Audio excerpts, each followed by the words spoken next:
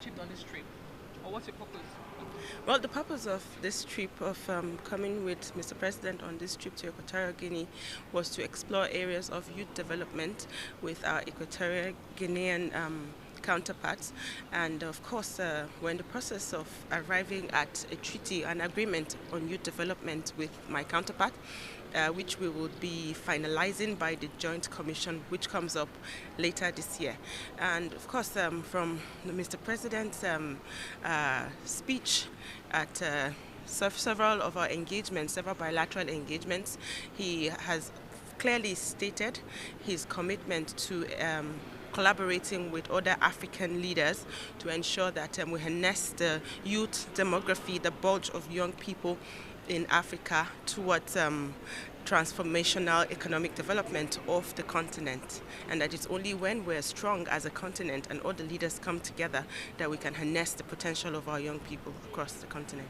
I know you said the treaty is to be finalized sometime soon, but can you give us an insight to what exactly this treaty will be about? Okay, well, what Nigeria would benefit? Yes. Well, I cannot say up to 100% right now because it is not finalized.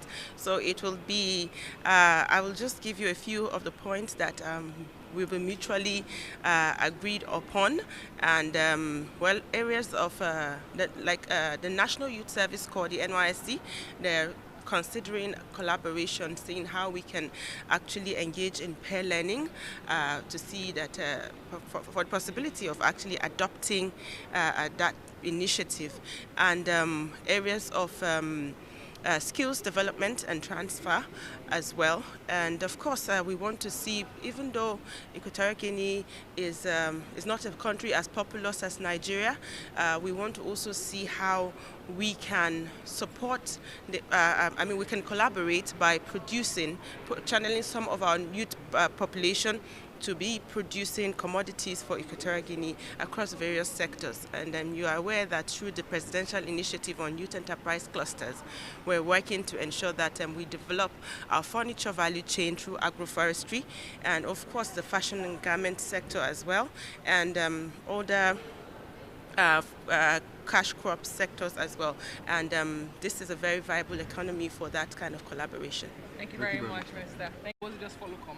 I love that. Well, it's been a wonderful one. I will not say what I have achieved. I'll say what Nigeria has achieved, because that's what Mr. President always speaks about. He always talks about Nigeria.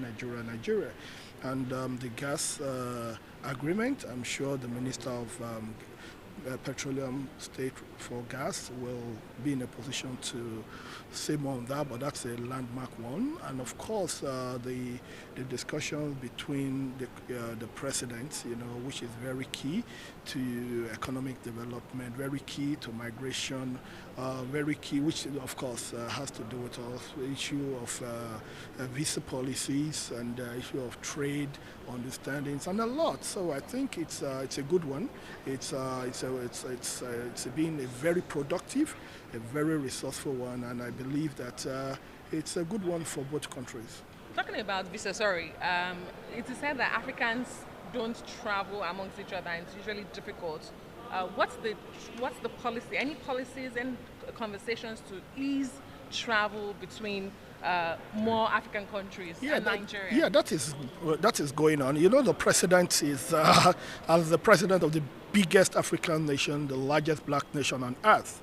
So the president is a rallying point. He's a center. He's a fulcrum. He holds a pivotal position in resolving this to ensure that there is a more robust and, of course, easier movement, from between countries, and, of course, economic interactions between countries. And the president is already working on that. As Minister of Interior, he has given me a matching order to be able to look at that, in line with the act of reciprocity, and coming to the table to be able to solve that. And I think with the trip to Equatorial Guinea, we've spoken about an agreement that has to be on that. That has to do with that. That's Nigeria and Equatorial Guinea, and hopefully we're looking forward to around November, to be able to sort that out. We need to look at the agreement. We need to look at the I's. We need to dot the I's, cross the T's. The devil is always in the details, and we're always very careful, The president is a very careful man. As much as he's ready to open the doors, we must also be sure that the interests of both nations, are protected. But in a nutshell, as the leader of the biggest black nation, the president is at the center of that. Thank you Thank very you much. very much. Well, let me say, yes, we're in charge of internal security. To the best of my knowledge, only one agreement has been consummated, and that has to do with the gas. The other ones are still subject to, of course, the Attorney General. We have to look at our laws. We have to look at international laws. We have to look at the interest and so many. As I told you, this president is a very, very careful president. He's a very prudent man, and he's a president that is not just prudent in terms, when I say prudent, I don't just mean in finance, even in his decision-making process. The interest of Nigeria and Nigerians is all he stands for. So before signing an agreement, it has to go through the rigor and all the details, and that is exactly what we're trying to do in this regard. So that agreement is not, to the best of my knowledge, it's not ready to be signed now. Ministry of Defense, Attorney General's office will go through it, look at the interest of Nigeria as a country before pen is put to paper. There are discussions on defense agreement, not signed yet, but there is a joint committee for joint patrol, policing and security on our borders in the Gulf of Guinea. And that discussion is on, and when constituted, I'm sure we will have robust engagement or patrols on the sea that will prevent all illegalities happening around the Gulf of Guinea. Is there likely to be any agreement between Nigeria and Equatorial Guinea having to do with how to limit access to oil theft along?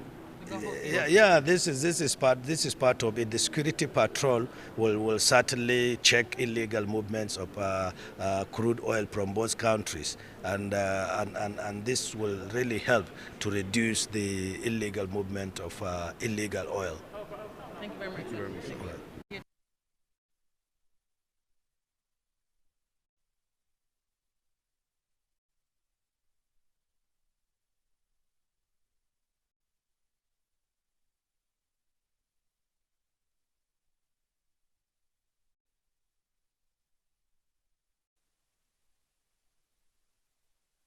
La República Federal de Guinea Ecuatorial, un